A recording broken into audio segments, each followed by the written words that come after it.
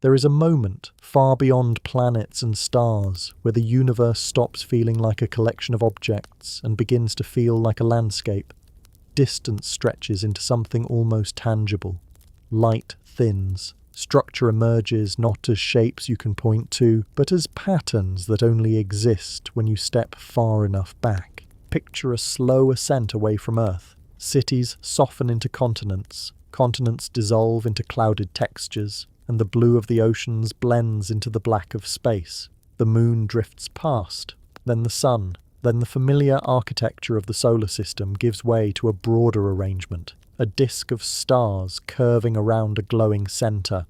The Milky Way reveals itself as a galaxy among countless others, each carrying hundreds of billions of suns, each moving through an ocean of darkness. As the view widens further, galaxies begin to gather. Gravity draws them into clusters. Clusters align into elongated chains, and those chains stretch outward, weaving through space like luminous threads.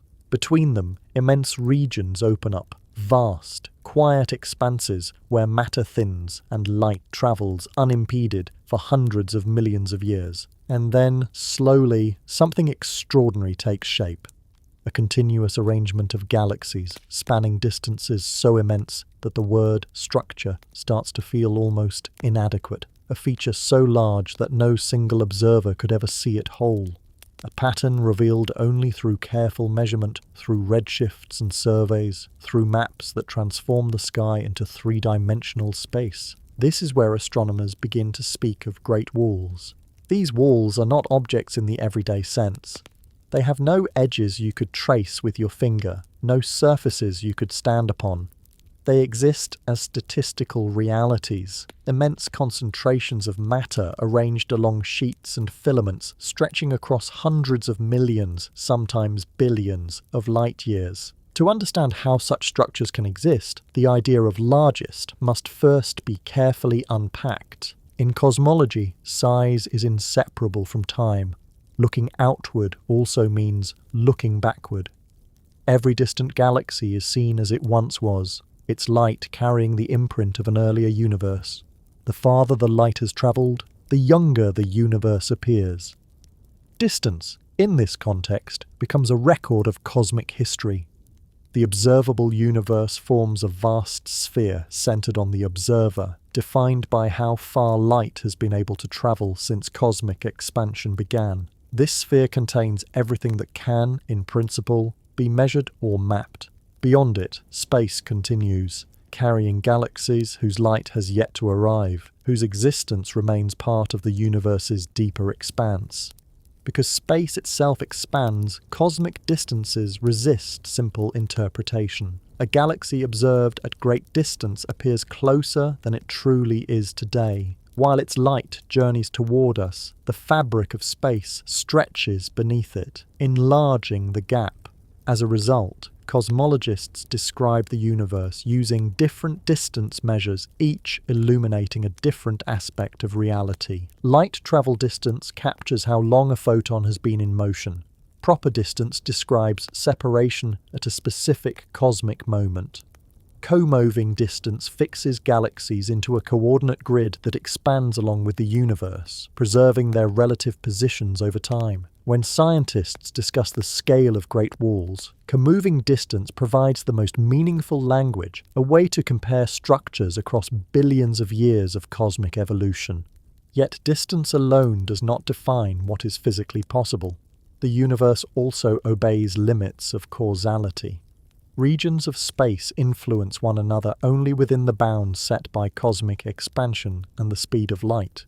These limits define a horizon, a maximum scale over which matter could have coordinated its behavior since the earliest moments of the universe. For much of the 20th century, this horizon shaped expectations. Matter was expected to gather into galaxies, clusters and superclusters, then gradually transition into smoothness on larger scales. The universe, viewed broadly enough, was expected to resemble a calm, statistical sea with fluctuations averaging out.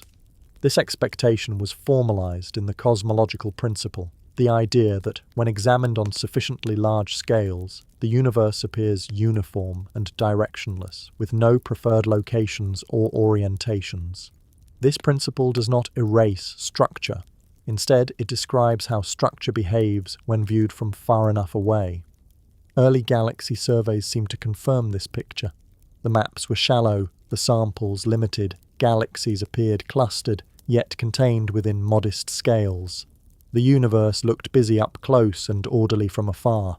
As observational tools improved, that picture deepened. Larger surveys revealed connections between clusters. These connections extended across regions once thought to be transitional, linking galaxies into elongated features that spanned enormous volumes of space. What once appeared isolated now formed part of something larger, networks of matter shaped by gravity over billions of years. At this scale, the concept of a single, largest structure becomes subtle.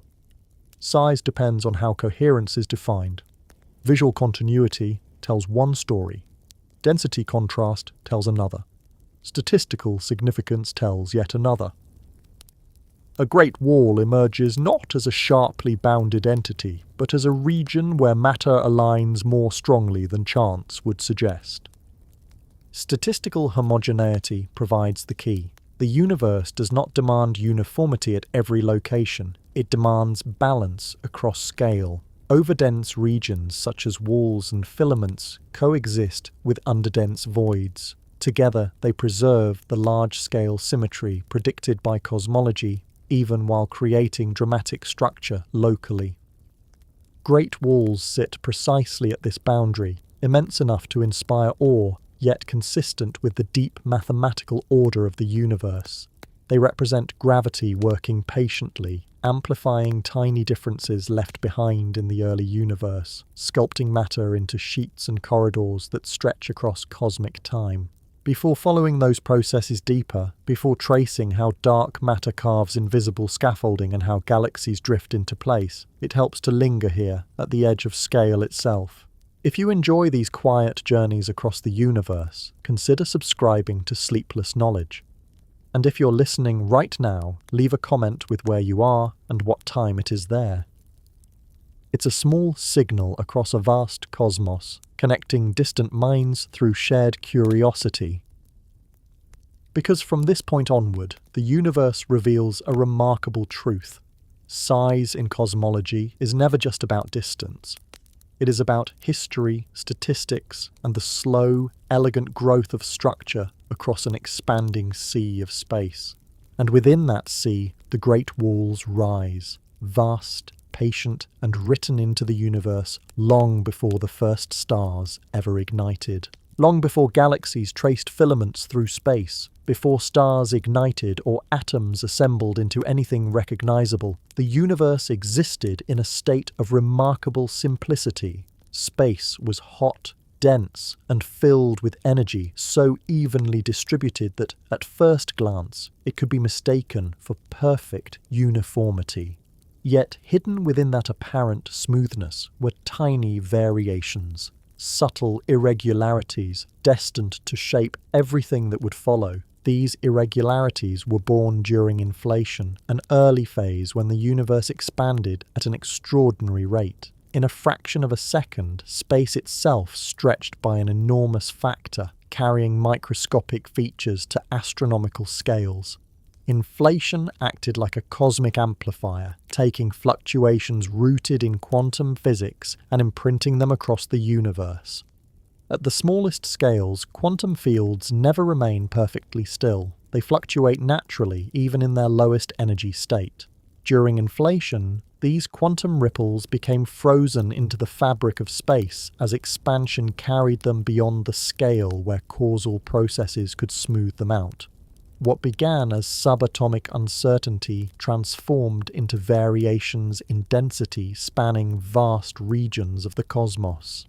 These primordial fluctuations formed a statistical pattern known as a Gaussian random field. In such a field, variations follow a well-defined distribution. Most regions sit close to the average density, while larger deviations become increasingly rare.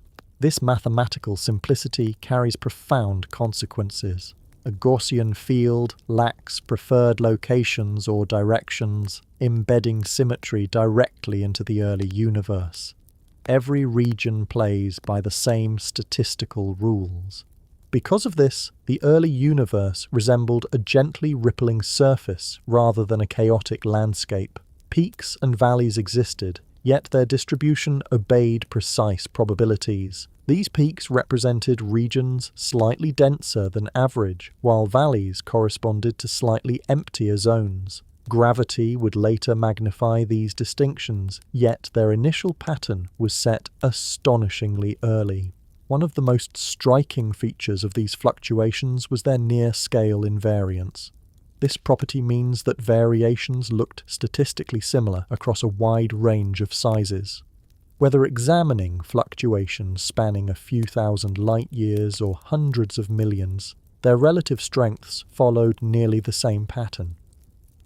Inflation naturally explains this behavior, as it stretches fluctuations of different wavelengths in a uniform way. This scale invariance becomes visible through the primordial power spectrum, a tool that describes how much structure exists at each spatial scale. The spectrum reveals a delicate balance, slightly more power on larger scales, gently tapering towards smaller ones. This subtle tilt encodes information about the physics of inflation itself, offering clues about energy fields operating at scales far beyond any laboratory. As the universe expanded and cooled, these density variations became imprinted on radiation itself. About 380,000 years after the beginning, temperatures dropped enough for electrons and protons to combine into neutral atoms. Light, previously trapped by constant interactions with charged particles, suddenly travelled freely through space. This moment released the cosmic microwave background, or CMB, a faint glow still observed today in every direction. The CMB carries a snapshot of the universe at that early time, preserving a detailed map of temperature variations across the sky. These anisotropies appear as tiny differences in temperature, slightly warmer and slightly cooler patches, each corresponding to regions that were denser or less dense than average. The contrast is subtle. Variations amount to roughly 1 part in 100,000 relative to the mean temperature. These minute differences hold immense significance. They represent the raw blueprint from which all later cosmic structure evolved. Every galaxy, cluster, filament, and wall traces its ancestry back to these initial imprints. The pattern of anisotropies in the CMB reflects sound waves that once travelled through the hot plasma of the early universe. Before atoms formed, matter and radiation behaved like a tightly coupled fluid. Gravity pulled matter into denser regions, while radiation pressure pushed back outward. This interplay generated oscillations, compressions, and rarefactions, propagating through space much like sound waves through air. These oscillations left their signature as acoustic peaks in the CMB power spectrum. Each peak corresponds to a specific scale at which these primordial sound waves reached a particular stage of compression or expansion by the time light decoupled from matter. The first peak marks regions that completed half an oscillation, reaching maximum compression. Subsequent peaks record more complex vibrational states. The positions and heights of these acoustic peaks encode a wealth of information. They reveal the overall geometry of the universe, confirming that space is remarkably close to flat.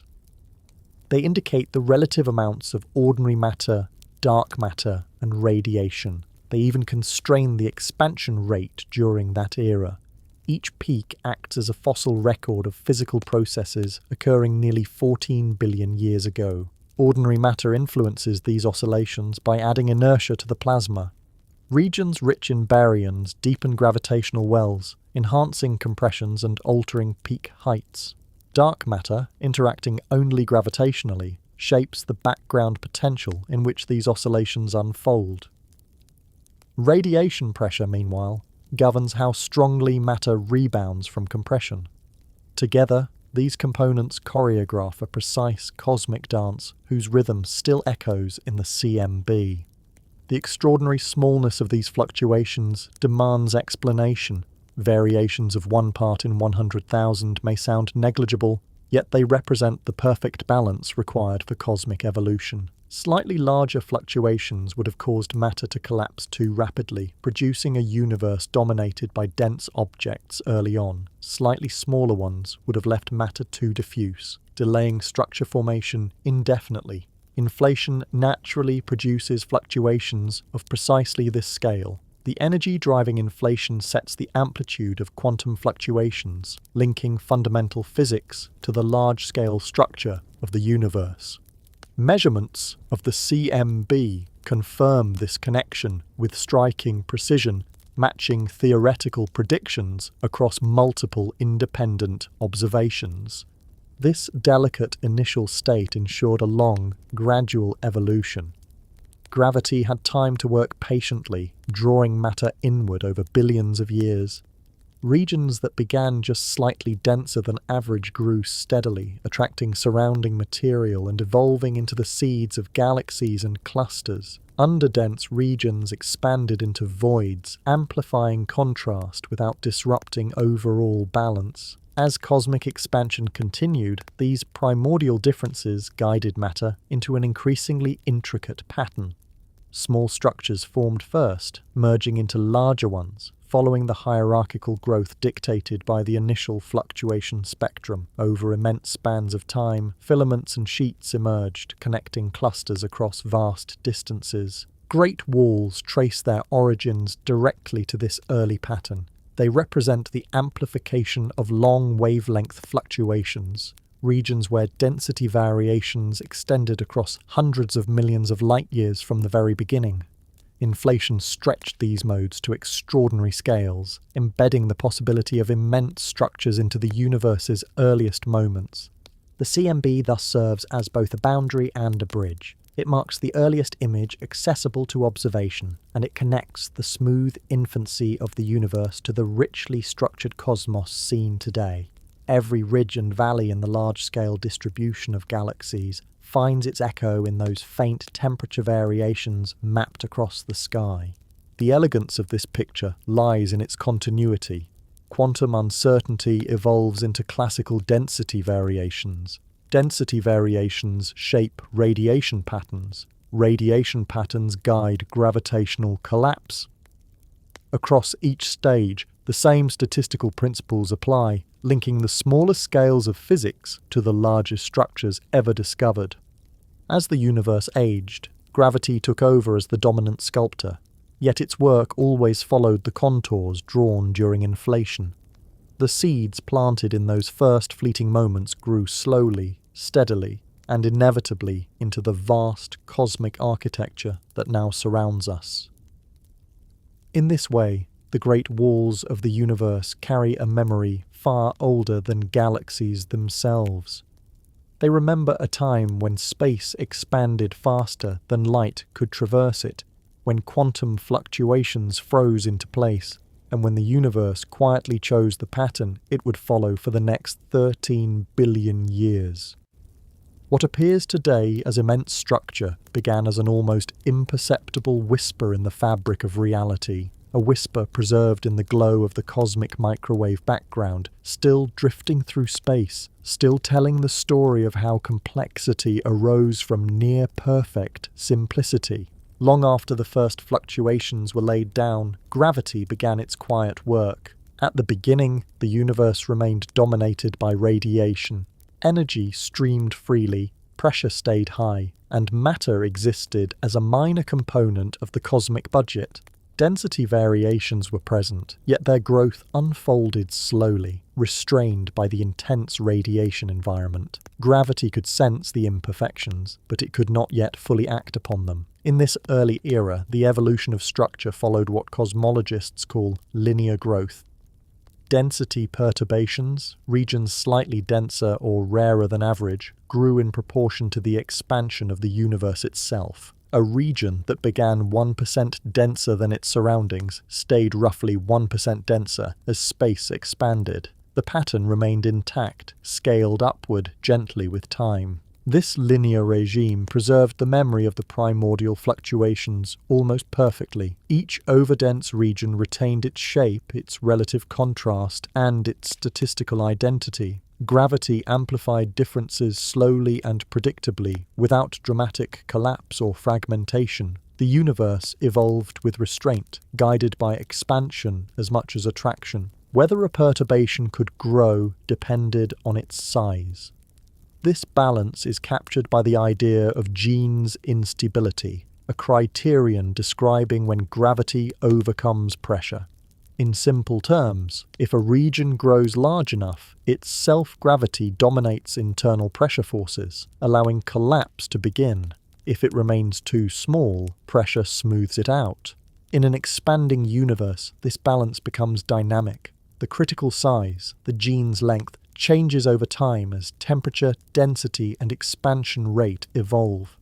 Early on, high temperatures kept the Jean's length large. Only enormous regions could even begin to feel the pull of gravitational instability. Smaller perturbations remained stabilized by radiation pressure and thermal motion. This created a filtering effect. The universe selected which scales could grow and which would wait. Structure formation became a process governed by timing as much as size. A pivotal transition arrived with matter-radiation equality. At this moment, the energy density of matter matched that of radiation. Before equality, radiation dominated the dynamics of the universe, setting the expansion rate and suppressing gravitational growth. After equality, matter assumed control, allowing gravity to act more decisively. This transition marked a profound change in cosmic behavior. Expansion slowed relative to the growth of perturbations.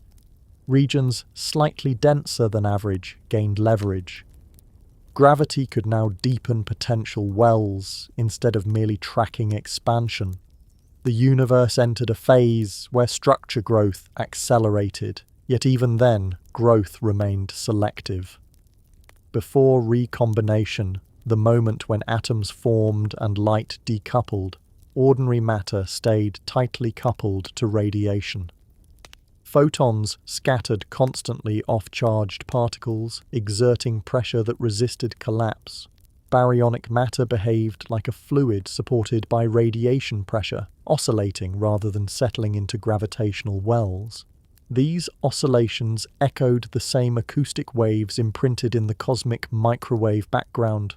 Gravity pulled matter inward, radiation pushed outward, and the competition maintained a delicate equilibrium. During this period, growth of baryonic perturbations stayed suppressed. Density contrasts remained modest, awaiting a release from radiation's grip. Dark matter followed a different path. Dark matter interacted through gravity alone. Free from electromagnetic coupling, it did not experience radiation pressure. As soon as matter-radiation equality passed, dark matter perturbations began to grow steadily. Invisible overdensities deepened, forming gravitational potential wells long before ordinary matter could follow. These early dark matter structures established the scaffolding of the universe. Filaments, sheets, and nodes began as subtle variations in the dark matter distribution, evolving gradually under gravity's influence. Though invisible, these structures shaped the flow of baryonic matter. Once conditions allowed, recombination marked the turning point. As electrons and protons combined into neutral atoms, photons decoupled from matter and streamed freely through space. Radiation pressure faded almost instantly. Baryonic matter transitioned from a tightly coupled fluid into a pressure-supported gas capable of responding to gravity. At that moment, ordinary matter began to fall into the pre-existing dark matter wells. This infall transformed the universe's structure formation process. Regions already overdense in dark matter grew denser still as baryons accumulated. The contrast between dense and empty regions sharpened. The delay experienced by baryons left a lasting imprint. Dark matter halos formed first, defining the architecture of future galaxies and clusters. Baryons arrived later, settling into these halos. cooling, fragmenting, and eventually forming stars. The universe's visible structure thus traces an invisible blueprint laid down earlier. As growth progressed, the universe entered a non-linear regime. Linear approximations gave way to complexity. Regions that grew dense enough began collapsing faster than expansion could dilute them. Perturbations no longer evolved independently. They interacted, merged, and reshaped one another. This transition introduced hierarchy into structure formation. Small scales collapsed first. The earliest bound objects emerged from modest overdensities, forming compact dark matter halos. Over time, these halos merged, accreted material, and assembled into larger systems. This bottom-up progression defines hierarchical growth. Galaxies formed before clusters. Clusters assembled before superclusters. Filaments thickened as smaller structures streamed along them, guided by gravity toward deeper potential wells. Large-scale structures such as walls arose from the alignment and merging of many smaller features. They represent coherent patterns emerging from countless individual collapses, all tracing the same underlying gravitational field. The reason large structures appear later lies in the initial fluctuation spectrum. Smaller scales possessed higher relative density contrasts, allowing them to cross the threshold for collapse earlier. Larger scales carrying weaker contrasts required more time for gravity to amplify their imperfections. Expansion also played a role. As space stretched, growth slowed on the largest scales. Gravity competed constantly with expansion, gaining ground slowly. The universe balanced these forces delicately, allowing structure to develop without overwhelming coherence. Throughout this process, gravity remained impartial. It amplified whatever imperfections existed, regardless of scale, composition, or location. The universe's present complexity reflects the faithful execution of this simple rule across billions of years. Great walls emerge as the culmination of this gradual amplification. They trace regions where long wavelength perturbations aligned, where dark matter flows converged over immense distances, and where hierarchical growth connected countless smaller structures into extended sheets. Their existence carries no sudden drama. They formed slowly, patiently, following the same principles that shaped galaxies and clusters. Their scale reflects the size of the primordial fluctuations from which they arose, stretched by expansion and sharpened by gravity. From the perspective of the early universe, these walls began as barely perceptible differences, slight variations in density encoded during inflation. Gravity transformed those variations into corridors of matter spanning hundreds of millions of light years. This process continues even now. Structure growth proceeds at a diminishing pace as dark energy accelerates expansion. Yet the imprint of gravity's long amplification remains visible across the cosmos. Every filament, every wall, every cluster stands as evidence of gravity's quiet persistence.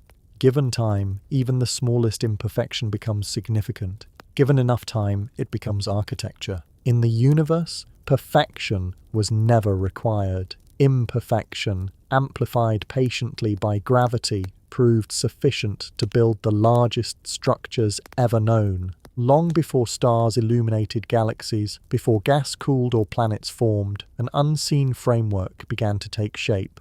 It did not shine, radiate, or interact with light, yet it carried most of the universe's matter and determined where almost everything else would eventually go. This framework is dark matter, and on the largest scales it functions as the universe's structural skeleton. The modern picture of cosmic structure rests on a specific set of assumptions about dark matter, collectively known as cold dark matter. Cold here refers to motion, not temperature. In the early universe, cold dark matter particles moved slowly compared to the speed of light. Their velocities were small enough that they did not easily escape growing gravitational wells. This simple property had enormous consequences. Because cold dark matter moved sluggishly, it began clustering extremely early. Even while ordinary matter remained tied to radiation, dark matter responded freely to gravity.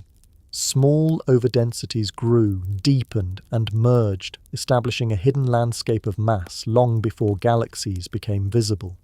A key concept in this process is the free streaming length. This is the typical distance a particle travels due to its random motion before gravity significantly alters its trajectory. For cold dark matter, the free streaming length is very small. As a result, density fluctuations survive down to tiny scales. The universe retains fine-grained structure rather than being smoothed out. This matters because free streaming sets the smallest possible building blocks of structure. If particles move too fast, they wash out small perturbations, erasing early seeds of collapse. Cold, dark matter preserves them. The universe, under this assumption, begins with an abundance of small-scale density variations that gravity can later amplify.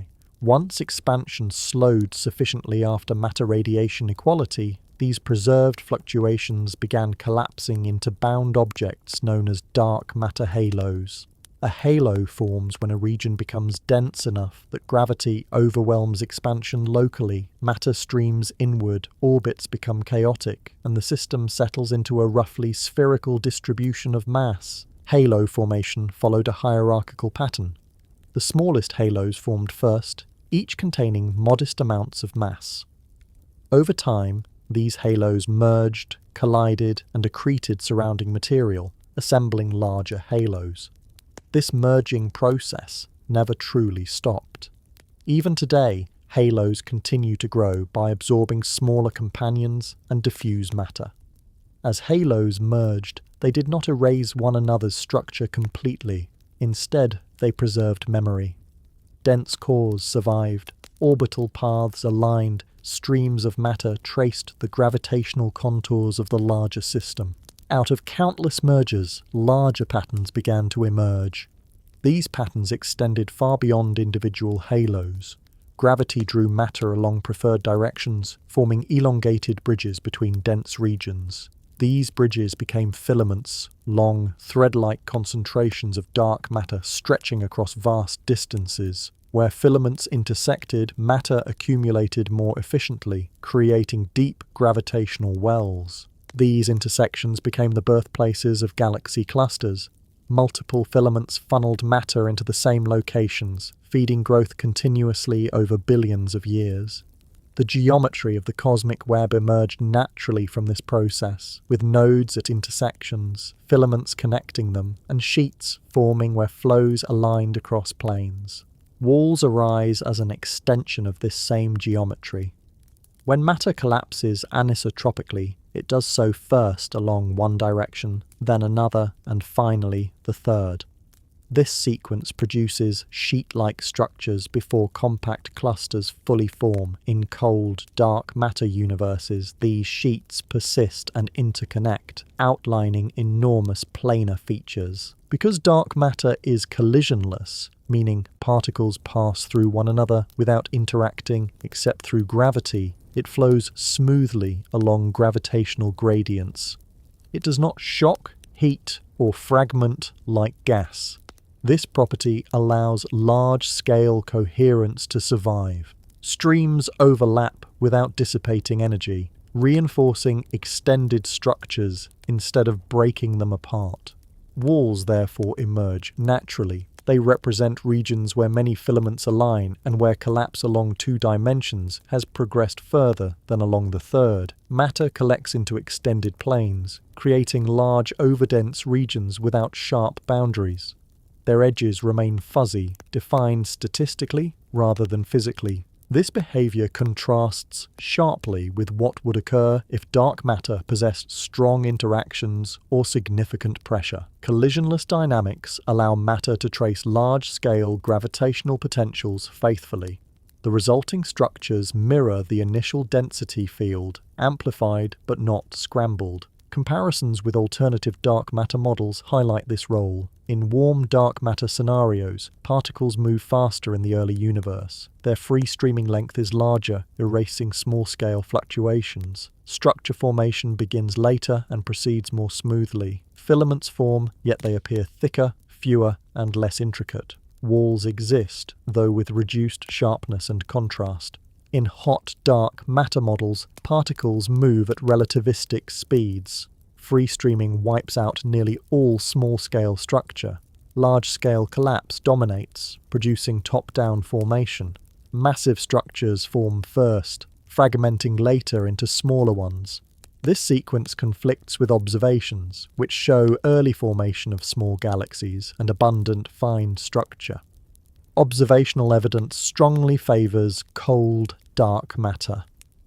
Galaxy clustering statistics, gravitational lensing maps, and cosmic microwave background measurements all align with predictions from cold, dark matter simulations. The richness of the cosmic web, including vast walls, matches expectations only when dark matter preserves small-scale fluctuations. Simulations vividly demonstrate this difference. Cold, dark matter universes develop complex networks of filaments and sheets, with dense nodes connected across immense distances. Warm, dark matter universes appear smoother, with fewer small halos and less elaborate webbing.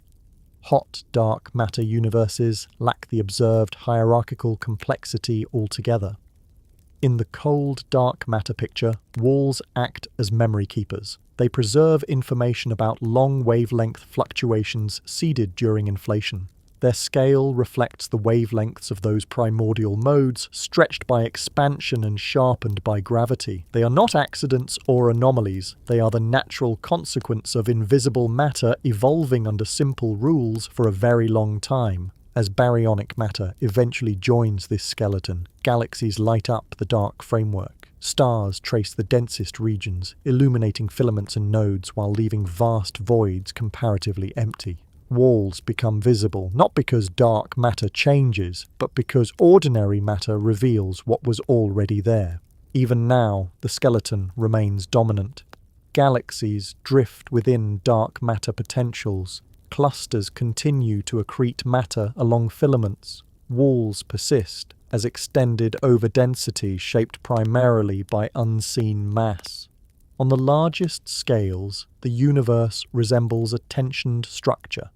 Filaments pulled taut between nodes, sheets spanning wide regions, voids expanding between them. Dark matter provides the tension, gravity provides the shaping, and time provides the patience. The Great Walls stand as the largest expressions of this hidden framework. They are not constructed piece by piece in any deliberate sense. They emerge from alignment, from flow, from the cumulative effect of countless gravitational interactions acting coherently across vast distances. Seen this way, the universe does not assemble itself around galaxies. Galaxies assemble themselves within a structure that already existed. The cosmic skeleton came first, everything luminous followed, and across that skeleton, stretched across the expanding universe, the walls remain, quiet, massive, and largely unseen, yet responsible for the grand architecture of everything that shines. Step far enough back from individual galaxies, and the universe begins to reveal a remarkable order. Matter arranges itself into a connected pattern that spans the observable cosmos, a vast architecture known as the cosmic web. This web is not a metaphor. It is a measurable geometry, traced by galaxies, shaped by gravity, and encoded in mathematics long before the first stars ignited. At its most basic level, the cosmic web consists of 4 interconnected elements: filaments, sheets, nodes, and voids. Galaxies gather into filaments, elongated streams of matter stretching across tens and hundreds of millions of light years. Where filaments intersect, matter accumulates into dense nodes, which host galaxy groups and clusters. Between filaments lie sheets, broad planar regions where matter has collapsed along 2 directions but remains extended along the third. Surrounding all of this are voids, enormous regions where matter density remains low and expansion proceeds more freely. This geometry does not arise from chance placement. It emerges naturally from how gravity operates on an initially smooth distribution of matter. One of the earliest and most powerful ways to understand this emergence is through the Zeldovich approximation. Proposed in the 1970s, it provides a conceptual bridge between the nearly uniform early universe and the richly structured cosmos seen today. The idea is deceptively simple. Matter begins almost evenly distributed, with slight variations in density. Each parcel of matter follows a trajectory determined by the initial gravitational field, moving along straight paths until non-linear effects dominate. As time passes, these trajectories begin to intersect. Where many paths converge, density increases. Collapse does not occur all at once. Instead, it unfolds anisotropically, meaning at different rates along different directions. The first stage of collapse occurs along a single axis. Matter flows inward from opposite sides, flattening into a sheet. This stage is often called pancake collapse, reflecting the way three-dimensional regions compress into thin, planar structures. At this point, gravity has overcome expansion in one direction, while motion along the other two remains relatively free. As evolution continues, collapse progresses along a second axis. Sheets narrow into filaments, matter funnels along elongated channels, guided by the gravitational gradients established earlier. Only at the final stage does collapse occur along the third axis, producing compact nodes such as galaxy clusters. This ordered sequence explains why walls and sheets form before clusters. Gravity acts most efficiently along the steepest gradients. In the early universe, long wavelength perturbations created extended regions where collapse along one or two dimensions occurred earlier than full three-dimensional collapse. The result is an abundance of planar and filamentary structures spanning immense distances. Clusters represent the end point of this process, not its beginning. They arise where multiple filaments converge, fed continuously by matter flowing along the web. Walls, by contrast, can exist as stable, extended features for billions of years, maintained by ongoing anisotropic collapse and large-scale coherence. The geometry of the cosmic web carries a distinct mathematical character. Rather than forming isolated objects scattered randomly through space, matter organizes into a network with specific topological properties. Filaments connect nodes in patterns resembling graphs. Sheets act as surfaces separating regions of differing density. Voids behave as expanding cells bounded by walls and filaments. This topology reflects the statistics of the initial density field. A Gaussian random field seeded during inflation contains peaks, saddles, and valleys. Each of these features evolves differently under gravity. Peaks attract matter from all directions and tend to become nodes. Saddles guide matter along preferred axes, forming filaments and sheets. Valleys evacuate matter, becoming voids. Topology offers a way to quantify this structure beyond visual impression. Mathematicians and cosmologists use tools such as Minkowski functionals and persistent homology to describe connectivity, curvature, and genus, the number of holes or tunnels in a structure. Applied to galaxy surveys and simulations, these tools reveal consistent patterns across cosmic time. One striking result is that the cosmic web maintains its topological character even as it evolves. Filaments thicken, nodes grow more massive, and voids expand, yet the overall connectivity remains remarkably stable. This persistence indicates that the large-scale geometry was determined early and subsequently refined rather than reinvented. Geometry emerges here without any guiding blueprint. No preferred directions exist in the initial conditions. The laws governing gravity apply uniformly everywhere.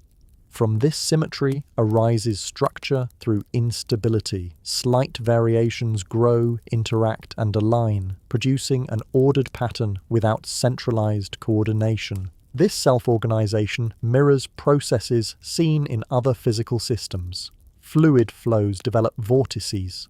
Crystals form lattices. In each case, simple rules give rise to complex patterns through collective behavior. The cosmic web operates on similar principles, scaled up to the size of the universe. Dark matter plays a central role in preserving this geometry. Being collisionless, it flows smoothly along gravitational gradients, retaining large-scale coherence. Gas, stars, and galaxies follow later, illuminating the underlying structure rather than defining it. When astronomers map galaxy distributions, they trace a pattern already carved into space by unseen mass. The emergence of walls becomes especially clear within this framework.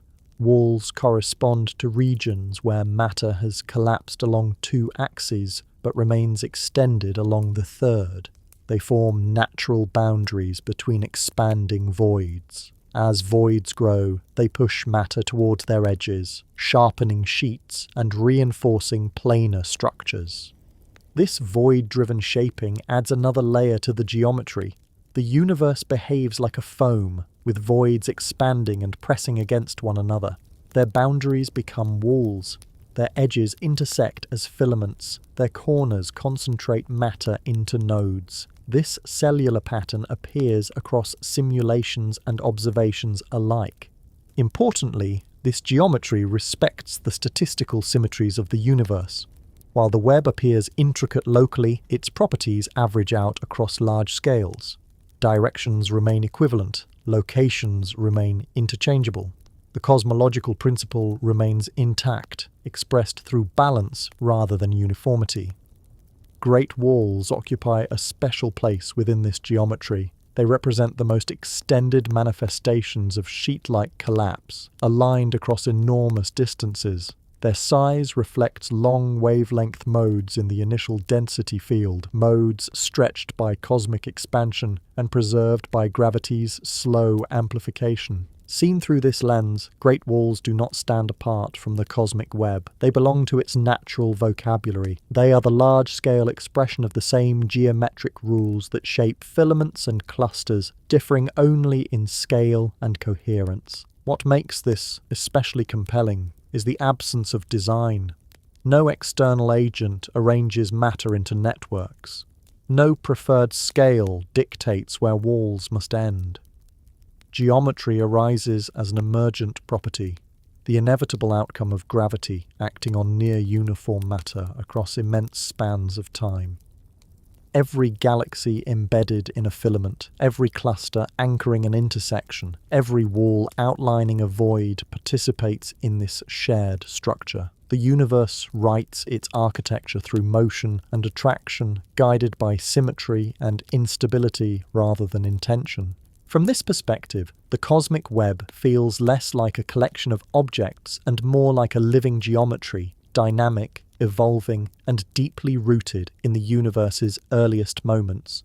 Walls, filaments, nodes, and voids together form a connected whole, a grand pattern extending across space and time. And as observations continue to sharpen, this geometry becomes ever clearer. The universe reveals itself not as a random scatter of matter, but as a coherent structure, woven patiently by gravity, shaped by expansion, and expressed through geometry on the largest scales imaginable. To understand structures as vast as cosmic walls, observation alone is never enough. No telescope can watch billions of years unfold. No survey can rewind the universe to its beginnings. Instead, cosmologists build universes of their own, digital ones, governed by the same physical laws, evolving step by step from simplicity to complexity. These simulated universes begin shortly after the cosmic microwave background, when matter was still distributed almost evenly, marked only by faint density variations. From that moment onward, gravity takes over, and time is allowed to run forward. What emerges inside these calculations has transformed our understanding of the largest structures in existence. One of the most influential of these efforts is the Millennium Simulation. Launched in the mid-2000s, it represented a milestone in cosmology. For the first time, researchers followed the evolution of billions of dark matter particles inside a cubic region of space spanning hundreds of millions of light-years on each side. Each particle represented a massive clump of dark matter, interacting only through gravity. As the simulation evolved, familiar patterns appeared. Small halos formed early, filaments stretched between them, sheets emerged where matter collapsed anisotropically. Over billions of simulated years, these elements assembled into a striking cosmic web, complete with vast, wall-like structures spanning the computational volume. What made the Millennium simulation so powerful was not only its scale, but its predictive timing.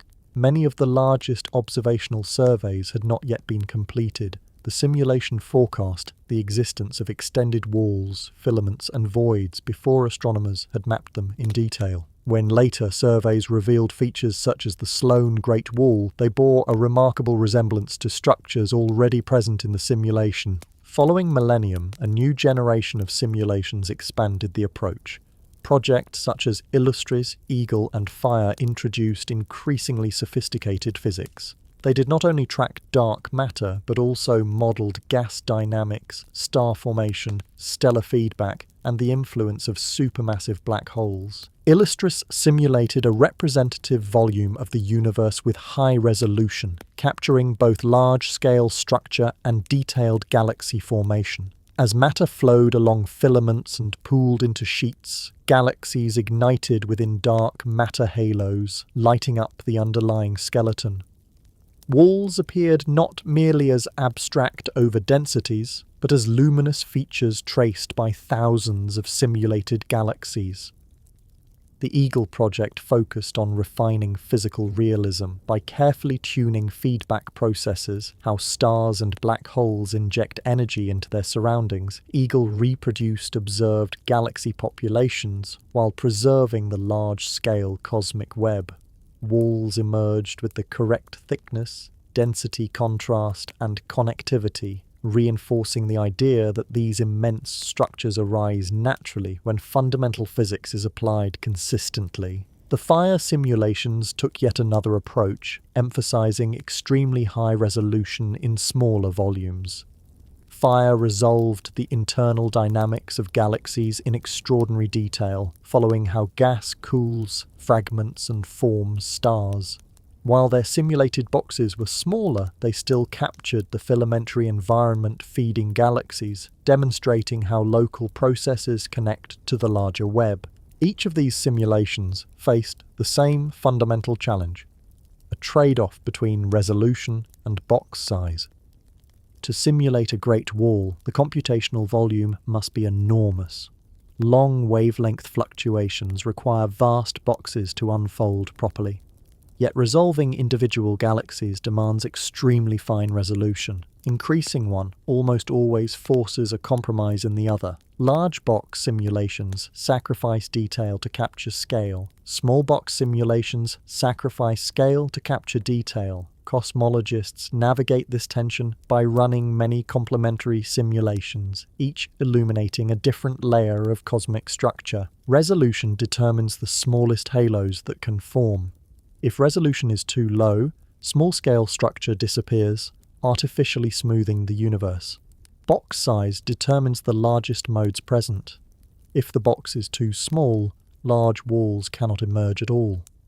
Choosing these parameters requires careful judgment, guided by the scientific question at hand. Despite these limitations, simulations consistently produce walls whenever cold, dark matter governs the dynamics. The precise thickness, continuity, and prominence of these walls depend on initial conditions and cosmological parameters, but their existence remains robust. To bridge the gap between simulations and real observations, cosmologists generate mock galaxy catalogues. These catalogues transform raw simulation outputs into synthetic skies. Galaxies are assigned luminosities, colours, and spectra. Observational effects such as redshift distortions, survey geometry, and selection biases are applied. The result is a dataset that can be analysed exactly like a real survey. Astronomers can search for filaments, identify walls, and measure clustering statistics without knowing whether the data came from a telescope or a supercomputer. When mock catalogues are compared with observations, the agreement is striking. The size distribution of walls, the connectivity of filaments, and the emptiness of voids match closely. Statistical measures, such as correlation functions and topology indicators, align across simulation and sky. This agreement strengthens confidence in the underlying model. Walls do not appear as rare accidents, they appear as expected outcomes. Perhaps most compelling is what simulations predicted before walls were observed in detail. Long before deep redshift surveys mapped millions of galaxies, simulations suggested that matter would arrange itself into extended sheets and corridors. They predicted that the universe would resemble a sponge or foam, with dense boundaries surrounding empty cells. At the time, this picture seemed bold. Early surveys hinted at clustering, but the scale of coherence suggested by simulations exceeded what many expected. Yet as data improved, the universe revealed exactly the geometry anticipated. This predictive success matters deeply. It indicates that walls arise from fundamental physics rather than observational coincidence. Gravity acting on cold, dark matter produces walls regardless of human perception. Observations merely reveal what was already there. Simulations also clarify why walls appear irregular and fuzzy. They show that boundaries are not sharp surfaces, but gradual transitions. Density tapers off. Filaments branch and reconnect. Walls fragment and merge over time. What looks like a single structure often consists of multiple overlapping features aligned by large-scale flows. This insight resolves debates about definition. Simulations demonstrate that walls do not possess unique edges or intrinsic lengths. Their extent depends on threshold choices and statistical criteria. This ambiguity reflects the nature of the cosmic web itself, rather than any failure of theory. As computational power increases, simulations continue to evolve. Larger volumes, finer resolution, and improved physics push closer to a complete virtual universe. Future simulations aim to model regions comparable to the observable universe while resolving individual galaxies, a goal once considered unreachable. In these digital universes, great walls emerge again and again. They form early, grow slowly, and persist across cosmic time. They trace long wavelength density modes seeded during inflation and amplified by gravity. They act as highways for matter flow and boundaries for void expansion. Seen through simulation, walls feel inevitable. They are not anomalies that require explanation after discovery. They are features that appear whenever the universe is allowed to evolve under its own rules. The computer does not impose walls. It simply follows gravity, expansion, and initial conditions, and walls arise as a consequence. In this sense, simulations serve as time machines. They allow cosmologists to watch the universe assemble itself, revealing how immense structures grow from microscopic origins. They show that the Great Walls belong to the same story as galaxies and stars, a story written early, refined slowly, and now visible across the deepest maps of the cosmos. To find structures as immense as cosmic walls, astronomers cannot simply point a telescope at the sky and look for straight lines of galaxies. From Earth, the universe appears as a two-dimensional dome, a tapestry of light projected onto the celestial sphere. Great walls reveal themselves only when that dome is transformed into depth. When distance is measured, positions are reconstructed, and the sky becomes a three-dimensional map. This transformation begins with redshift surveys. Every galaxy's light carries a subtle shift in wavelength caused by cosmic expansion. The farther a galaxy lies, the more its light is stretched toward the red end of the spectrum.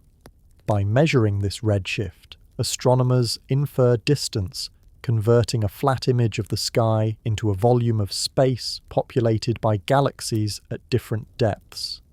When thousands, then millions of galaxies are plotted in 3 dimensions, patterns emerge, clusters appear as dense knots, filaments stretch between them, vast empty regions open up. And, across sufficiently large volumes, extended planar overdensities begin to take shape, walls spanning hundreds of millions of light-years. Modern redshift surveys, such as the Center for Astrophysics Survey, the 2-degree field survey, and the Sloan Digital Sky Survey, revolutionized this process. Instead of isolated distance measurements, they produced contiguous maps covering large fractions of the sky. For the first time, astronomers could trace structure continuously across space rather than inferring it from sparse samples. Central to this effort is how redshift is measured. Spectroscopic redshifts provide the most precise distances. By spreading a galaxy's light into a spectrum, astronomers identify characteristic absorption or emission lines, fingerprints of elements such as hydrogen, oxygen, and calcium. The shift of these lines yields a highly accurate redshift, translating into reliable distance estimates. Spectroscopic surveys, however, are time-intensive. Each galaxy requires an individual spectrum. As a result, these surveys balance depth, area, and sample size. They excel at mapping structure precisely, but practical limits constrain how many galaxies can be observed. Photometric redshifts offer a complementary approach. Instead of full spectra, astronomers measure galaxy brightness through multiple broad filters. Subtle color differences correlate with redshift, allowing distances to be estimated statistically. Photometric methods trade precision for speed, enabling surveys of hundreds of millions of galaxies across vast areas of sky. When studying giant walls, this trade-off matters. Spectroscopic data reveal fine detail within walls, clarifying their thickness and internal structure. Photometric data trace their global extent, outlining large-scale coherence even when individual distances remain uncertain. Combining both approaches yields the most complete picture. Every survey carries limitations, known collectively as selection effects. Telescopes detect brighter galaxies more easily than faint ones. Distant galaxies drop out first. Certain types of galaxies dominate samples depending on wavelength. These biases shape the apparent structure of the universe if left uncorrected. Survey boundaries introduce additional complexity. Real surveys cover irregular patches of sky, interrupted by observational constraints. Edges can mimic structures or truncate real ones. A wall that extends beyond a survey's footprint may appear shorter or fragmented. Astronomers must model these boundaries carefully to avoid mistaking observational artifacts for cosmic features. To navigate these challenges, astronomers rely on statistical tools designed to identify structure objectively. One widely used method is the Friends of Friends algorithm. In this approach, galaxies are linked together if they lie within a chosen separation distance. Linked galaxies form groups, which can grow into filaments or walls depending on how connections propagate. The choice of linking length is critical. Too small and genuine structures fragment into pieces. Too large and unrelated galaxies become artificially connected. Researchers often calibrate this parameter using simulations, ensuring that identified structures correspond to physically meaningful overdensities. Density threshold methods offer another perspective. Instead of linking galaxies pairwise, these approaches smooth the galaxy distribution and identify regions exceeding a chosen density contrast. Continuous regions above the threshold define structures. As the threshold varies, structures grow, merge, or dissolve. This behavior leads naturally to the concept of percolation. At low-density thresholds, nearly everything connects, forming a single sprawling network. At high thresholds, only the densest cores remain. Walls occupy an intermediate regime, appearing as extended features that connect many galaxies without encompassing the entire map. Percolation analysis helps astronomers understand how walls relate to the broader cosmic web. It reveals that walls are not isolated entities but parts of a connected network whose appearance depends on scale and definition. Their size reflects both physical coherence and analytical choices. These methods also explain why wall edges resist precise definition. Unlike solid objects, walls have no sharp boundaries. Galaxy density declines gradually towards surrounding voids. Filaments branch off. Substructures overlap. The transition from inside to outside spans tens of millions of light years. Redshift distortions add further fuzziness. Galaxies possess velocities in addition to cosmic expansion. Motion toward or away from us slightly alters observed redshifts, stretching or compressing structures along the line of sight. This effect blurs boundaries and elongates dense regions, complicating precise mapping. Statistical uncertainty compounds the issue. Photometric redshift errors smear distances, sparse sampling leaves gaps, survey edges truncate features, each factor softens the apparent geometry of walls. Yet despite this fuzziness, the coherence of walls persists across methods and datasets. Whether identified through friends of friends, density thresholds, or visual inspection of redshift slices, the same large-scale patterns recur. Walls appear in independent surveys, in different wavelengths, and in different parts of the sky. Astronomers validate these detections by comparing them with simulations. Mock catalogues, subjected to identical selection effects, reproduce similar wall statistics. This agreement confirms that walls emerge from the underlying matter distribution rather than observational bias. Perhaps the most revealing aspect of detection is what astronomers do not see. They do not find isolated planar slabs with crisp edges. They find regions where galaxies align preferentially, where density remains elevated across large areas, where structure transitions gradually into emptiness. This appearance matches theoretical expectations from gravitational growth. Detecting a Great Wall therefore becomes an exercise in probability rather than geometry. Astronomers ask how unlikely such an arrangement would be in a random distribution. They measure coherence length, density contrast, and connectivity. A wall earns its name when these measures exceed statistical expectations. Over time, as surveys expand and methods refine, the picture sharpens without becoming rigid. Walls remain extended, connected, and softly bounded. Their fuzziness is not a flaw of observation, but a feature of cosmic structure itself. Through redshift surveys and statistical tools, astronomers translate points of light into vast three-dimensional maps. In those maps, the universe reveals its architecture, not as a collection of isolated objects, but as a continuous web shaped by gravity. And within that web, the giant walls emerge, subtle, expansive, and unmistakably real, even as their edges dissolve gently into the cosmic background. When the Sloan Great Wall emerged from the data, it did so not as a surprise, but as a confirmation, an affirmation that the universe, when mapped deeply and carefully enough, reveals structure on scales once thought unreachable. The Sloan Digital Sky Survey, often simply called Sloan, represented a technological leap in how astronomers observe the universe. Instead of targeting individual objects, Sloan set out to map the sky systematically, combining wide-field imaging with massive spectroscopic follow-up. Its telescope, equipped with large digital cameras and robotic fiber spectrographs, recorded precise positions, colours, and redshifts for galaxies across a significant fraction of the sky. This approach transformed cosmology from selective observation into industrial-scale mapping. Night after night, Sloan collected spectra for thousands of galaxies at once. Over years, those nights accumulated into catalogues containing millions of galaxies, each one anchored in three-dimensional space. When these galaxies were plotted together, the cosmic web emerged with unprecedented clarity.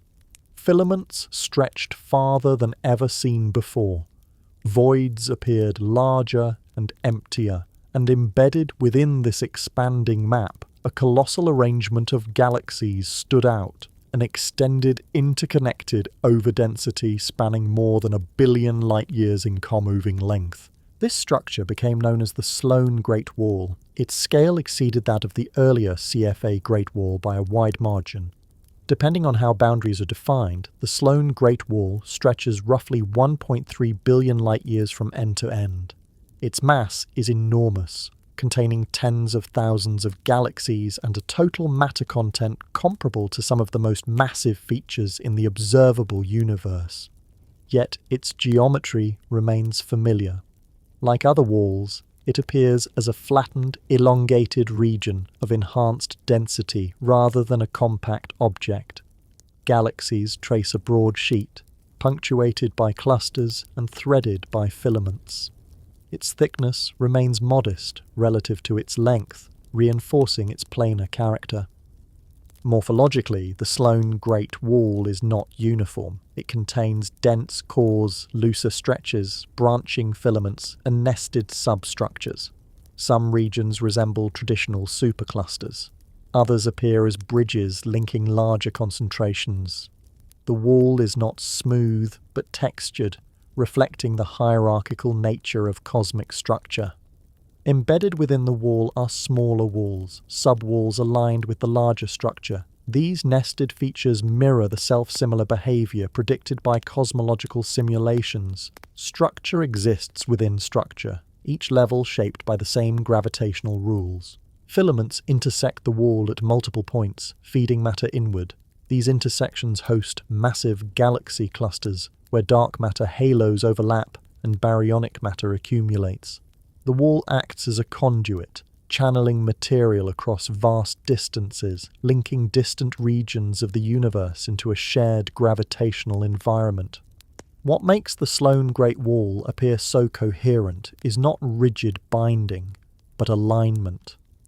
Long wavelength density fluctuations seeded during inflation created regions where matter began slightly denser over immense scales. Gravity amplified these variations slowly, preserving their coherence as expansion stretched them further. As a result, many smaller structures formed along similar directions, guided by the same underlying gravitational gradients. Over time, these structures aligned into a continuous overdensity, giving the impression of a single wall when viewed at sufficient scale. Redshift space distortions also contribute to this appearance. Galaxies falling into dense regions carry peculiar velocities that subtly stretch structures along the line of sight. When combined across large volumes, these distortions enhance apparent continuity, visually reinforcing walls and filaments. Selection effects play a role as well. Sloan's depth and uniformity allowed it to trace galaxies consistently across the wall's full extent. Earlier surveys might have broken such a structure into fragments simply due to incomplete sampling. Sloan's technological reach revealed what had always been present. Yet the very size of the Sloan Great Wall raises a natural question. Is it truly one structure, or is it a collection of connected features grouped by definition? Cosmologists approach this question statistically rather than intuitively. They ask whether the wall represents a single gravitationally bound entity or a percolating network of overdense regions linked by thresholds and algorithms. The answer depends on scale and perspective. On small scales, the wall is not bound as a whole.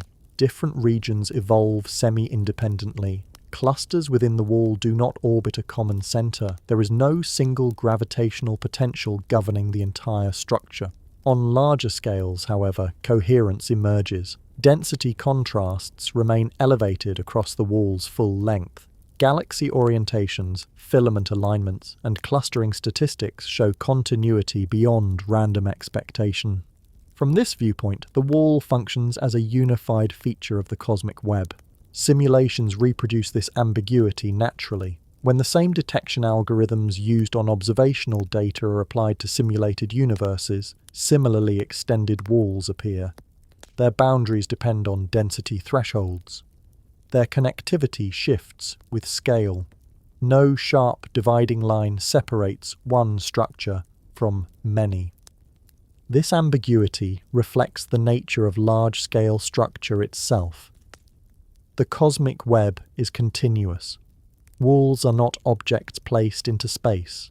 They are regions where matter distribution deviates coherently from average, asking whether a wall is singular or composite mirrors, asking whether a coastline is one shape or many connected curves. From a cosmological perspective, what matters is not individuality, but consistency.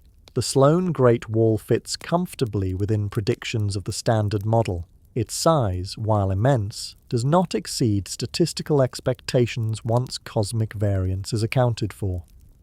Large simulations routinely produce features of comparable extent.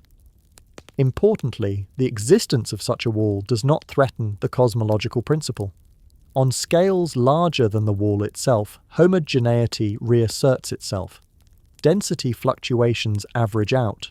No preferred direction emerges when the universe is viewed broadly enough. The Sloan Great Wall thus occupies a critical middle ground. It represents the upper range of structure expected in a universe governed by cold dark matter and cosmic expansion. It marks the scale where coherence begins to give way to smoothness, where structure reaches its grandest expression before dissolving into statistics. Its discovery reinforced confidence in cosmological models rather than undermining them. The wall was not an anomaly demanding new physics. It was a validation of simulations that had long predicted such features would exist once surveys became deep and wide enough. In this sense, the Sloan Great Wall stands as a monument to methodology.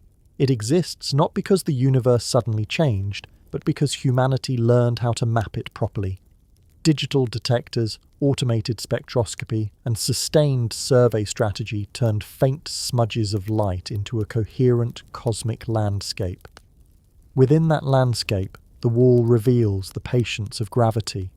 Over billions of years, small differences aligned, merged, and reinforced one another. Expansion stretched them. Dark matter anchored them. Baryonic matter illuminated them. Seen as a whole, the Sloan Great Wall is less a single structure than a chapter in a larger story, the story of how the universe organizes itself across scale. It shows that when matter is given time, space, and simple rules, it does not scatter randomly. It gathers into patterns that stretch the imagination. And as surveys continue to expand beyond Sloan, mapping ever larger volumes, the Sloan Great Wall no longer marks the edge of what is possible. It marks the point where the universe's immense architecture first came fully into view. Among all proposed large-scale structures, none has generated more debate than the one associated with the Hercules corona Borealis region. Its name alone signals uncertainty. Unlike earlier walls traced by galaxies, this structure emerged from a very different kind of data, brief flashes of high-energy light arriving from the distant universe. Gamma-ray bursts are among the most luminous events known. For a few seconds, sometimes less, they outshine entire galaxies in gamma radiation. They originate from catastrophic events such as massive star collapse or compact object mergers, and crucially, they can be detected across enormous cosmic distances. Some gamma-ray bursts arrive from epochs when the universe was only a fraction of its current age. Because of this reach, astronomers realized that gamma-ray bursts could act as tracers of matter far beyond the range of traditional galaxy surveys. Each burst marks the location of a massive stellar system, indirectly pointing to regions where matter once gathered and formed stars. Over time, as more bursts were catalogued and their redshifts measured, a sparse but far-reaching map of the distant universe began to take shape. It was within this map that researchers noticed an intriguing pattern. When the sky positions and redshifts of several hundred gamma-ray bursts were analysed, a clustering appeared in a broad region spanning the constellations Hercules and Corona Borealis. The bursts were not evenly distributed. Instead, a significant number clustered at similar redshifts, forming what appeared to be an enormous overdensity in three-dimensional space. The claimed scale was staggering. Estimates suggested a structure extending over roughly 10 billion light-years in co-moving length, far larger than the Sloan Great Wall, far larger than any structure previously identified. Its redshift placed it deep in cosmic history, at a time when the universe was less than half its current age. If interpreted literally, this structure would rank among the largest coherent features ever proposed, pushing against long-held expectations about the scale at which the universe becomes statistically smooth. The immediate question was simple, yet profound. Was this a real physical structure or a statistical mirage? Unlike galaxies, gamma-ray bursts do not trace matter continuously. They are rare, transient events. Even the most complete catalogues contain only a few hundred with well-measured distances. This sparsity makes interpretation delicate. A handful of events can appear clustered simply by chance, especially when the underlying distribution is unevenly sampled. Statistical clustering lies at the heart of the controversy. When researchers applied clustering tests to the gamma-ray burst distribution, they found deviations from uniformity that exceeded random expectations. Yet the significance depended strongly on methodology. Different statistical techniques yielded different confidence levels. Small changes in sample selection altered the result. This sensitivity raised caution. With such limited data, noise and signal can blur together. A few additional bursts or a few missing ones can shift conclusions dramatically. Sample size limitations remain a central concern. Compared to galaxy surveys containing millions of objects, gamma-ray burst catalogues are tiny. Each burst carries weight far out of proportion to its number. This amplifies uncertainty and complicates inference. Selection effects further muddy the picture. Gamma-ray burst detection depends on instrument sensitivity, sky coverage, and observing time. Some regions of the sky receive more attention. Some redshift ranges are easier to measure than others. These biases can create apparent clustering where none exists intrinsically. Redshift determination for gamma-ray bursts adds another layer of complexity. Many bursts lack precise spectroscopic redshifts. Others rely on indirect indicators, increasing uncertainty along the line of sight. When distances are blurred, structures can appear elongated or artificially connected. Cosmic variance also plays a major role. On the largest scales, the universe permits substantial variation from one region to another. Even in a statistically homogeneous universe, some volumes appear more structured than others, simply due to random fluctuations in the initial conditions. In a universe as vast as ours, rare alignments occur. Long wavelength density modes can produce regions with enhanced clustering over enormous distances. The question becomes whether the Hercules corona borealis clustering exceeds what cosmic variance allows. Simulations provide partial guidance. Large cosmological simulations occasionally produce extended overdensities that span comparable fractions of their computational volumes.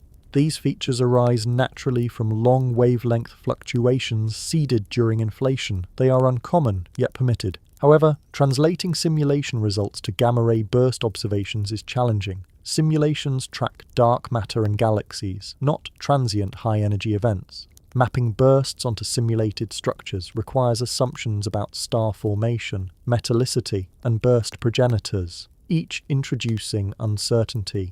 Another issue lies in geometry. Galaxy walls appear as sheets and filaments.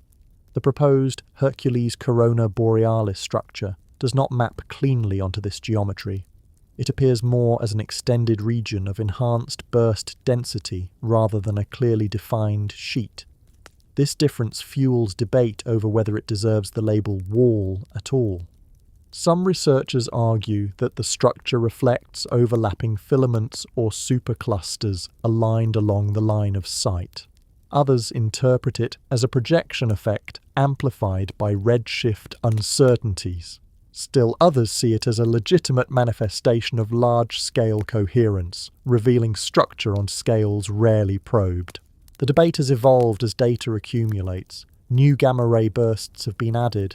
Some analyses strengthen the clustering signal, others weaken it. No consensus has emerged. Importantly, even proponents of the structure emphasize caution. The term wall carries intuitive weight, suggesting a contiguous physical entity. In this case, the evidence supports a statistical overdensity rather than a sharply bounded feature.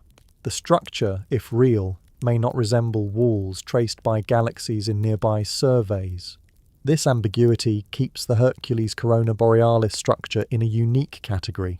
It occupies the frontier between observation and inference, where data remains sparse and interpretation depends heavily on statistical framing. From a cosmological standpoint, its existence would not automatically overturn established principles.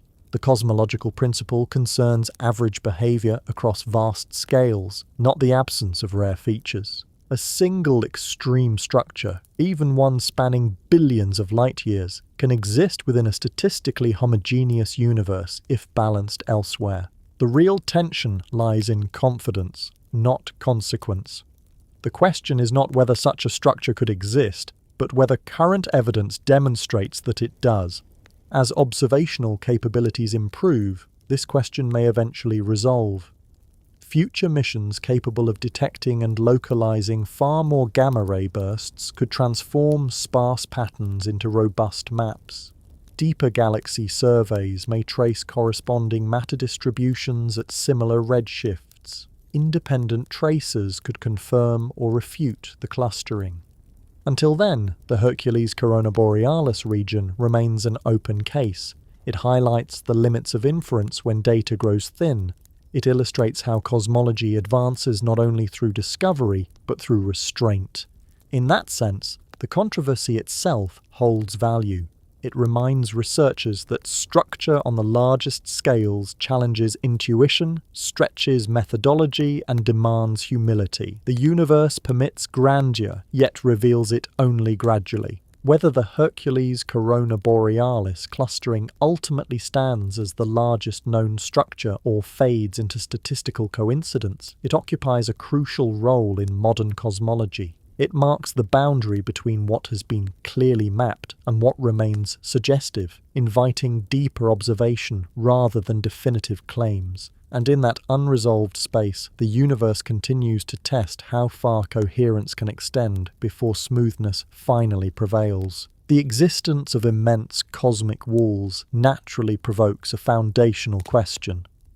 If matter gathers into structures spanning hundreds of millions, even billions of light years, what does that say about the principles used to describe the universe as a whole?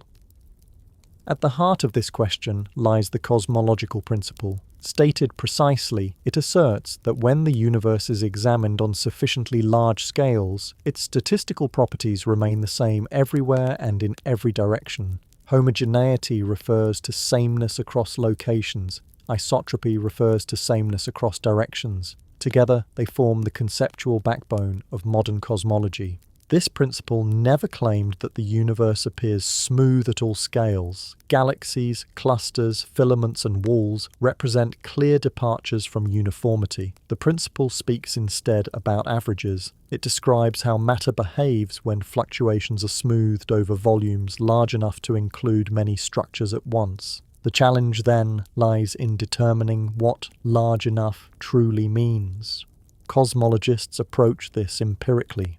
They measure the homogeneity scale, the distance beyond which matter distribution approaches statistical uniformity.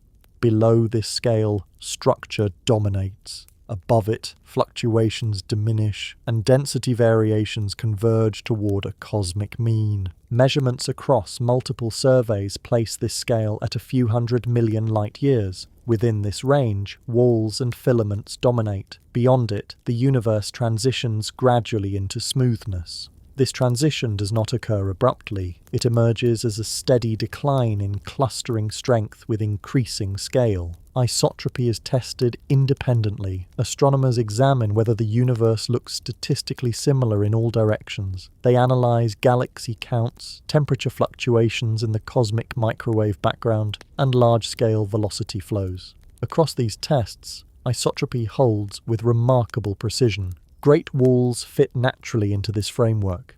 Their presence reflects strong clustering below the homogeneity scale. Their finite extent ensures that they do not dominate averages taken across larger volumes. When surveys expand to encompass multiple walls, voids, and filaments, balance reasserts itself. This balance undermines a common misconception. Large structures do not imply a breakdown of cosmological order. They illustrate how order manifests through hierarchy rather than uniformity. Alternative ideas have periodically challenged this view. Among them, fractal universe hypotheses propose that structure continues self-similarly across all scales without convergence toward homogeneity. In a purely fractal universe, clustering strength remains constant regardless of scale. Smoothness never arrives. Early galaxy surveys, limited in scope, allowed such interpretations. As data improved, the picture sharpened. Modern surveys reveal a clear transition.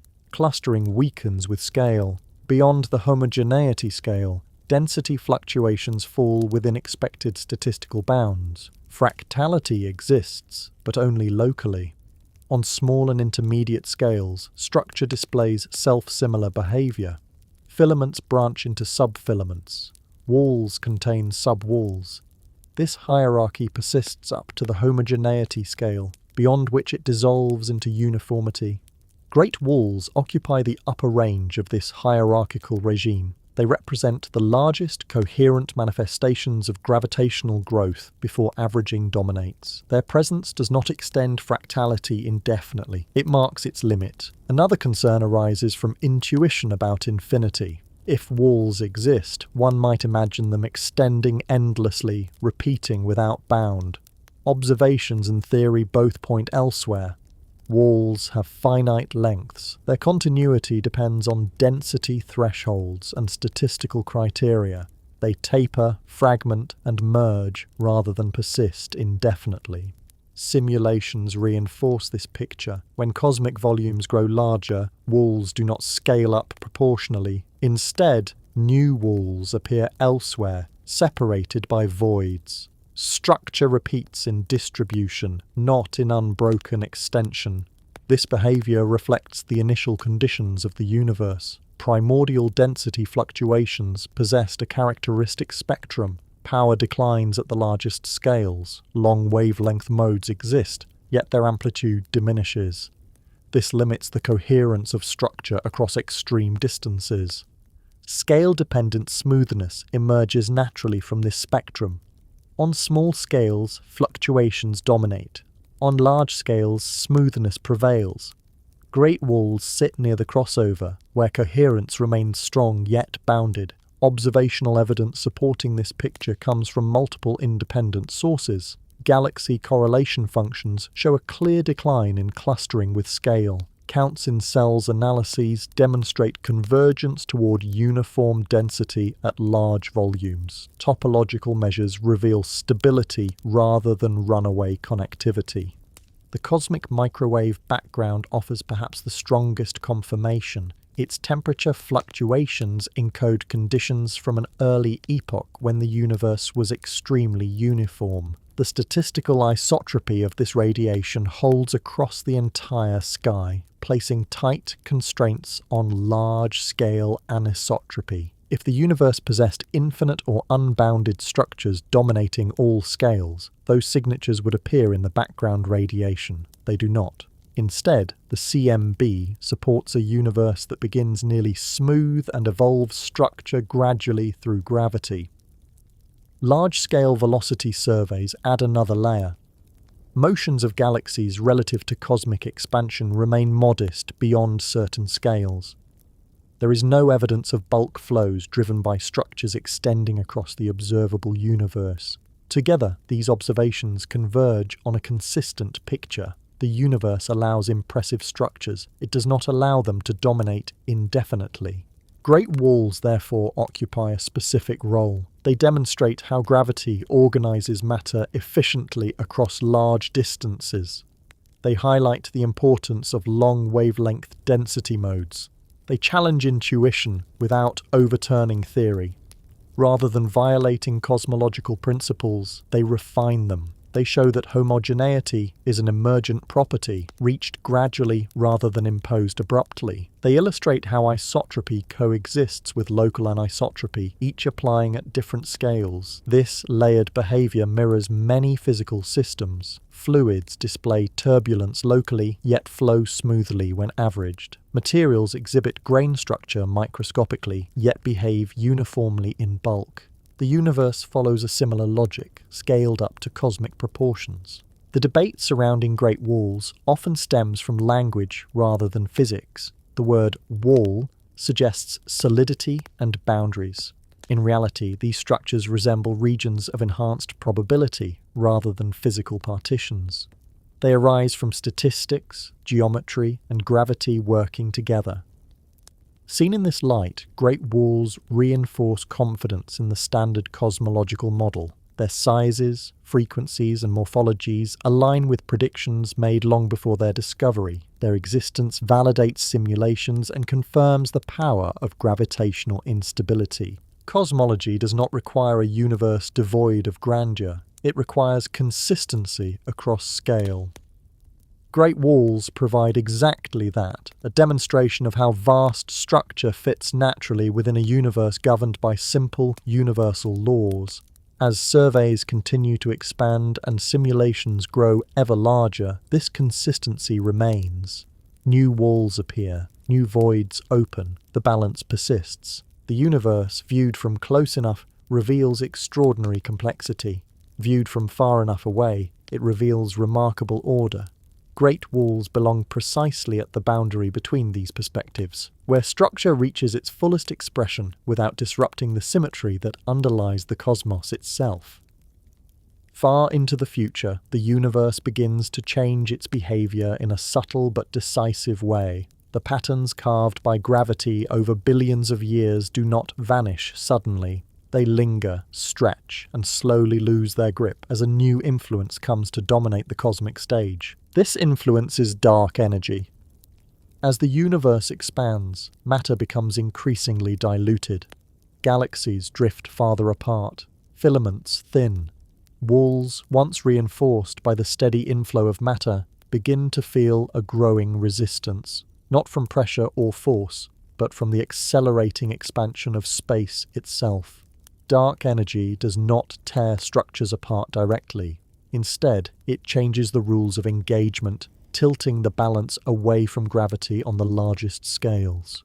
For much of cosmic history, gravity held the upper hand. Density fluctuations grew, matter flowed inward, structures assembled hierarchically, connecting galaxies into filaments and walls. But as dark energy rises to dominance, expansion accelerates. Distances between unbound regions increase faster than gravity can compensate. This marks the beginning of the freezing of large-scale structure. In this new regime, existing structures stop growing in any meaningful way. Filaments no longer thicken significantly. Walls no longer accrete fresh matter from afar. The cosmic web reaches its maximum extent, not because it collapses, but because its evolution stalls. Gravity still operates locally. Galaxies within clusters continue to orbit. Stars form, live, and die. But the grand flows that once transported matter across hundreds of millions of light years weaken. Expansion stretches space faster than matter can traverse it. Walls, in particular, begin to thin. Their defining feature, the gentle but persistent overdensity relative to surrounding voids, gradually diminishes. As space expands, the density contrast softens. Galaxies embedded in walls drift apart in co-moving coordinates. The planar geometry remains recognizable for a time, yet its sharpness fades. This thinning does not imply destruction. Walls do not fracture or dissolve violently, they simply lose coherence. Their identity as extended structures becomes less pronounced as distances grow and gravitational influence weakens across their full span. Meanwhile, galaxy clusters follow a different fate. Clusters are among the few structures massive enough to remain gravitationally bound indefinitely. Their internal gravity overcomes cosmic expansion locally. Galaxies within them remain linked, orbiting a common center. Over immense spans of time, clusters relax, merge internally, and settle into stable configurations. As expansion accelerates, these clusters become increasingly isolated from one another. Filaments that once connected them stretch and fade. The steady supply of infalling matter slows, then effectively stops. Each cluster becomes an island, surrounded by expanding emptiness. This isolation deepens with time. Eventually, distant clusters recede so rapidly that light emitted from them can no longer reach others. The universe develops event horizons. not black hole horizons, but cosmological ones. Beyond a certain distance, regions of space slip permanently out of causal contact. From the perspective of any given cluster, the observable universe shrinks. Galaxies outside the local group fade, redshift, and disappear beyond the horizon. Walls that once spanned vast distances fragment into disconnected memories, their far ends lost to accelerated expansion. The cosmic web, once a continuous network, becomes a collection of disconnected remnants. Voids dominate the volume of space. Their expansion accelerates unchecked. Walls and filaments, now deprived of fresh matter and stretched by expansion, thin into faint traces. The contrast between dense and empty regions softens on large scales, even as local density within clusters remains high. Over extremely long timescales, this process transforms the universe's appearance. What was once a richly connected structure becomes a sparse archipelago. Each bound system evolves in isolation, carrying its own history forward while losing contact with the rest. This future does not arrive abruptly.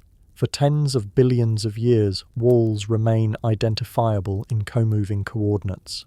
Their geometry persists in a mathematical sense, even as physical distances grow. The web does not unravel. It simply becomes irrelevant beyond local scales. Simulations of far future cosmology capture this transition vividly. When dark energy dominates, the growth factor for structure flattens. Perturbations cease to amplify. The cosmic web becomes a fossil, an imprint of earlier dynamics preserved but no longer active. In this sense, great walls represent the universe's last grand act of organization. They form during an era when gravity still competes effectively with expansion. They reach maturity as dark energy begins to assert itself, and they slowly fade as expansion wins on the largest scales. Even as walls thin, their influence persists in subtler ways. Galaxy orientations, angular momentum alignments, and large-scale correlations retain memory of the web's geometry long after accretion stops. The past continues to shape the future, even as direct interaction wanes. From within a bound cluster far in the future, the universe will appear profoundly different. The sky will contain fewer galaxies. Distant walls will no longer be visible. The cosmic microwave background will stretch to wavelengths beyond detectability, erasing the last direct evidence of the universe's early uniformity. Observers in that era, if any remain, may infer the existence of a broader universe only through theoretical reconstruction. The direct observational evidence of walls and filaments will have slipped beyond reach. Yet the walls themselves will not have vanished entirely. Their matter will remain, redistributed into clusters and groups that continue to orbit internally. The geometry will dissolve, but the mass will persist. This outcome underscores a key truth about cosmic structure. Walls are not permanent fixtures. They are transitional features, emerging during a specific epoch when conditions allow long-range coherence.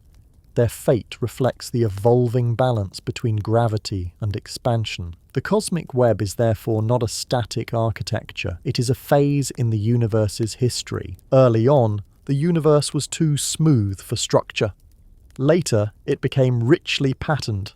Far in the future, it trends back towards simplicity, not through uniformity of matter, but through isolation. In that future, each gravitational island carries within it the fossil record of the web, the distribution of galaxies, the orientation of clusters, and the relic motions of stars, all encode a time when matter flowed freely across vast distances. Great walls will have completed their role. They guided matter into place. They connected the universe when connection was possible. And when expansion outpaced gravity, they relinquished that role quietly, without collapse or catastrophe. The universe does not erase its structures, it outgrows them, and in doing so, it reveals that even the largest patterns are temporary, born from balance, sustained by time, and eventually set aside as the cosmos continues its slow, expansive journey into the deep future.